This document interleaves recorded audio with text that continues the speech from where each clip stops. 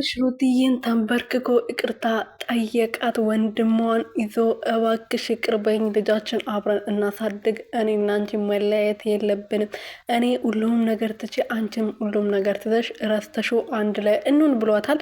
ትክክል አይደለህም። የምትረሳው ነገር አይደለም ስታረገ የነበረው ብዙ ነገር አጥፍተሃል። ግን ደግሞ ይቅርታ መጠየቅ ደግሞ የትልቅነትን ያሳያል። በደንብ አድርገህ ተንበርክከ ለሩትዬ የሚገባ ይቅርታ ጠይቃት። አንድ ላይ እንድትሆኑ በጣም ደስ ይለናል። እኛም እሱን ነው የምንፈልገው። ሰላም ሰላም ቤተሰብ እንዴት ናችሁልኝ? እኔ ያለው ፈጣሪ እየተመሰገነ ይሁን። እናንተ እንዴት ናችሁልኝ? ሰላማችሁ ብዝት ትርፍርፍ ይበልልኝ ማለት ነው።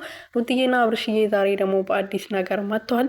አቤል ያ ጓደኛው ማን ነበር ስሙ? የሩቲ ወንድም ተብዬው እና አብርሽ ሆኖ እንግዲህ ቤት ድረስ ሄዶ ተማጽኗታል። አብረን እንሁን ብሎ እና አብራችሁ ብትሆኑ በጣም ደስ ይላል ማለት ነው። ሩቲ የባክሽ ልጃችሁን አብራችሁ አሳድጉ፣ የበፊት ፍቅራችሁን መልሱ፣ አድሱ እንላለን። ሌላ ምንም አንልም እኛ።